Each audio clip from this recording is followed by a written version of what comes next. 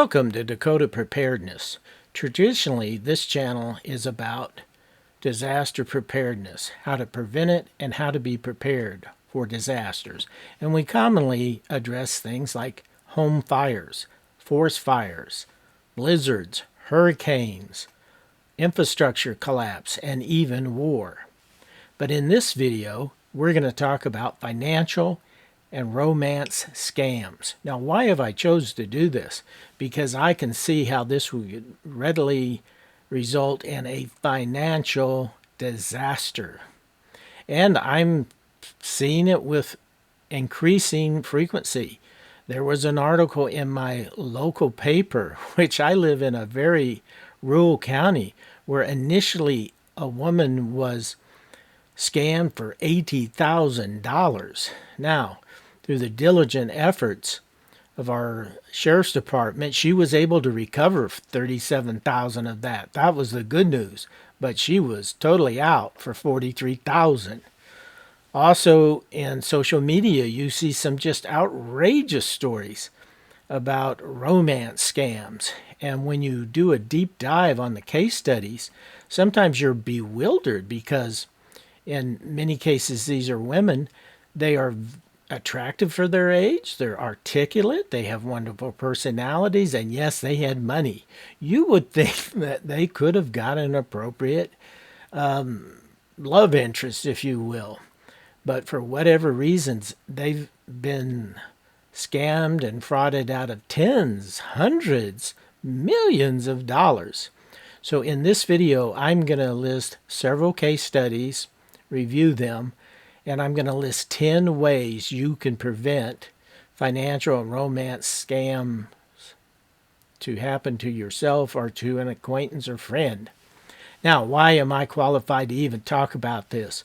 Well, I've had 4 major careers in my lifetime, and one of them, I was a master of business administration, which I still am, and I was also a certified public accountant, which I've since long ago not renewed my license. I'm a retired everything at this point. But I have the background where I can address these financial issues. So let me list off 10 ways that you can prevent them and illustrate them with a few case studies. Number 1 is monitor your accounts on a weekly and at the very least monthly basis.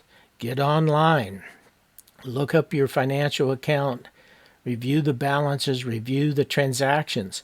Now, one time when I lived in Virginia, I reviewed one of my credit card accounts, and I was buying Uber rides in San Francisco and buying pizza down in Florida at the same time. So I quickly called my financial institution, and they have verified that the account number had been compromised. They would immediately freeze the card and issue me a new one, and they would take the hit for the $1,500 that had been lost through that. So that's an example why you need to stay on top of your financial accounts. Now, I'm not suggesting that if you're a dentist or a medical doctor or a lawyer or a high-powered entrepreneur, a busy entrepreneur, that you shouldn't mainly be spending your time on making money through your profession. Yes, you should do that, but you need to set aside at least 30 minutes a week or a month to review your accounts. Oftentimes, the scammers will get your account data and they will test it by making small charges and seeing if you quickly address it. And if you don't, they'll start making larger charges. Number 2 is the world today is largely based off of computer technology. So have very strong passwords. So on your passwords, make sure you have strong passwords. And by that I mean that what was suggested to me by someone who had a master's in computer security was to look around and look up out of 2 books, 1 word. So put them together. So now you have 2 words. Capitalize the first word, put a string of numbers that are unrelated, and then put some special characters and save it down. That's a strong password. And don't give that password to anybody. You have to remember it or have in a safe place. What I do is I have I'll call it a password lockbox, but it's a hard copy piece of paper where I've encrypted what financial institution it is, and then I put the password. And I have to guard that paper pretty carefully. Now, with certain frequently institutions, I never even write it down. It's in my head. That's the only way you're going to get it is to waterboard me. And then because it's my money, you ain't going to get it because I am not talking. All you're getting is my name, rank, and serial number. Okay, number 3. Be very careful about giving out your Social Security number. I mean very careful. Be careful about giving out your date of birth. Be careful about giving out personal data. You know, some of these companies will have a third verification where they want to know what was the name of your favorite pet or your first car or somebody's maiden name. That's private information. Keep it to yourself. Now, a 4th item is when scammers try to do a phishing expedition against you. They have an interesting spelling for phishing. But this is where you receive a phone call, even leaving voice messages, texts, emails from an unknown source offering you a wonderful investment. Well, don't even answer them. They're looking for someone that's gullible enough to answer it, and then they're starting you down a funnel to hopefully get your money or get your line of credit if you don't have money. So beware of unknown phone calls, voice messages, text messages, and email. And also part of this, there's what's called spoofing. Now, if you had asked me before I did a deep dive on this, what was spoofing, I'd say I think it's a military concept of when you're a little tiny destroyer escort and you're trying to spoof the enemy with your electronic measurements and maybe even visual ones, that you're something else. In World War II, they would have British warships that would be camouflaged as a transport ship or a freight ship. And when the German submarine surfaced, they would find out, no, you're about to tangle with a British warship. Also, you can have the opposite of that. You could have a aircraft carrier that tries to be a little small warship. That's what I would have called spoofing. But what this spoofing refers to in the scammer world, is you're trying to represent yourself as something else. That you get a phone call, a text, or an email, and it's from your financial institution that you know and have respect for and loyalty to. Well, it's not. It's not your financial institution. It's a scammer. It's a fraud. So be careful of not answering such phishing expeditions. Number 5 is when you are legitimately contacted by your financial institutions, verify with your financial institution that indeed it's them that are contacting you. You can do this by calling them back at a number that you know and have them verify their existence. Let them tell you part of your account number and never give out your password. Number 6 is the red flag of it's too good to be true. Why? Because it's too good to be true. And if you take the bait, that's an example of greed. You're not making good common sense.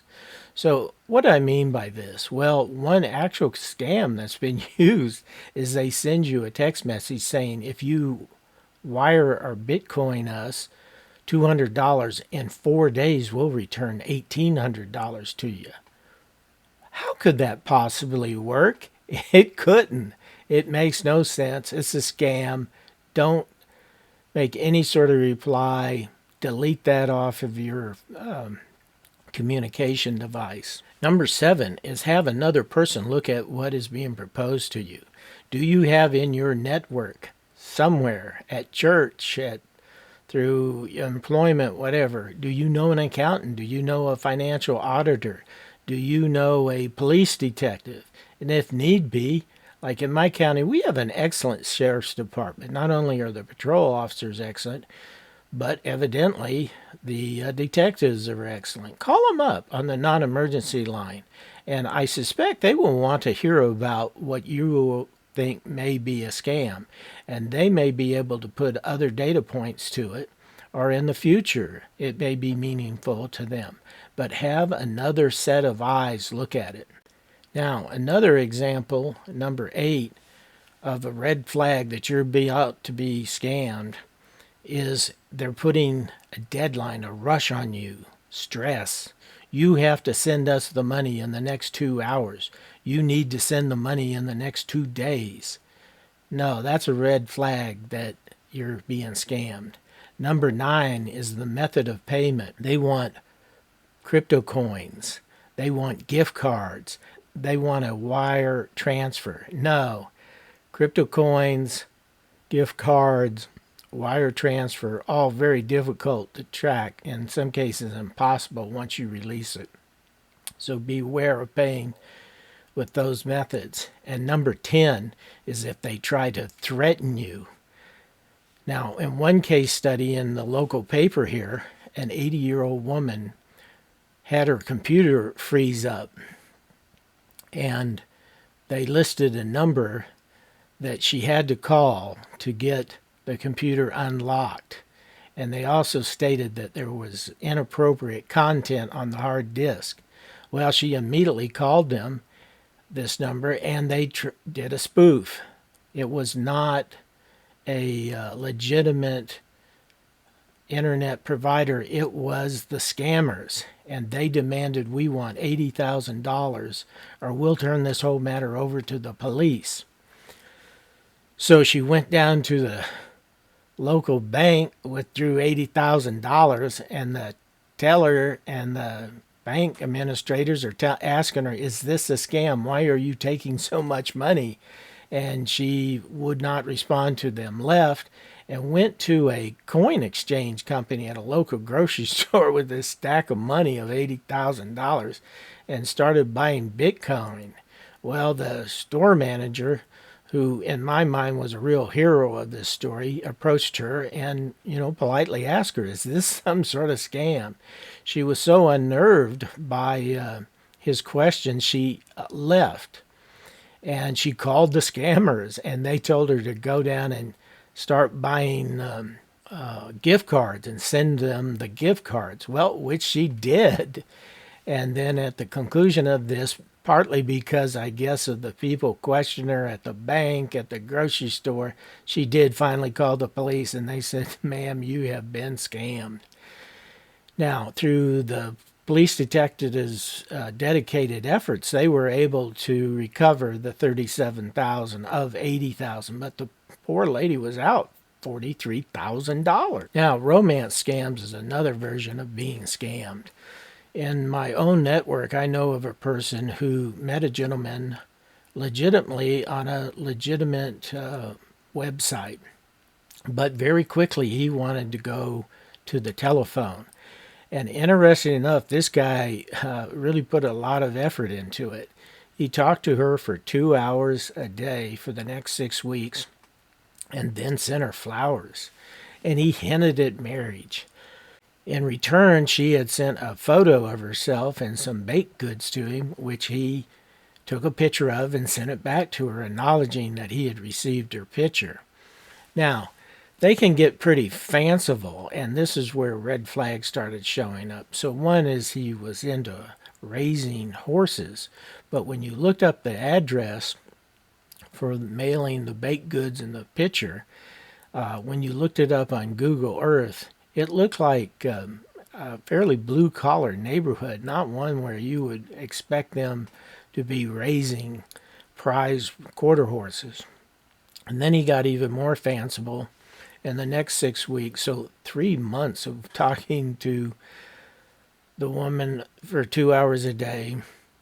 He was flying to Chile to buy the country Chile to buy antique jewelry. He was flying to Dubai to buy gold and jewelry.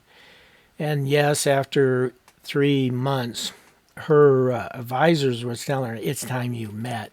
So they made arrangements, just a schedule of when and where they would meet.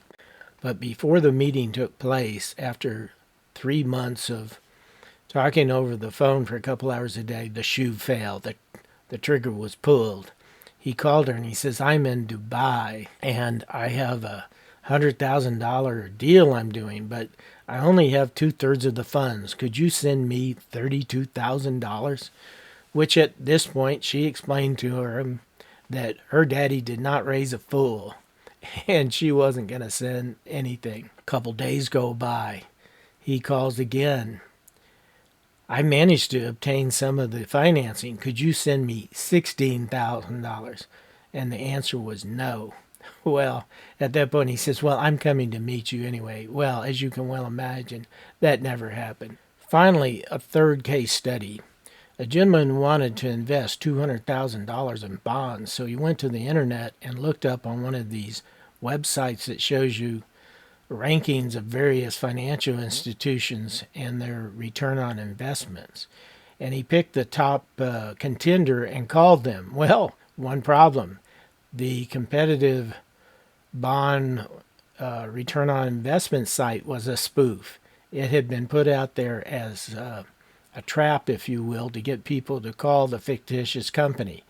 So when he called the fictitious company, who had emails, who had a website, who had phone numbers, they were totally a spoof of a legitimate financial company. And the end story was, even this individual was a very sophisticated investor, but he ended up sending them $200,000. And before it was over, he was very lucky to recover about $198,000, and that was only because of the diligent efforts of law enforcement and financial institutions assisting him. So, bottom line, it's virtually impossible to totally immune yourself against scams, financial investment and romance scams. So do your homework, and utilizing my 10 suggestions, it will give you a partial immunity. But the bottom line is, be careful. If you found this video helpful, please click like and subscribe. It helps the community and it helps the channel. Be prepared.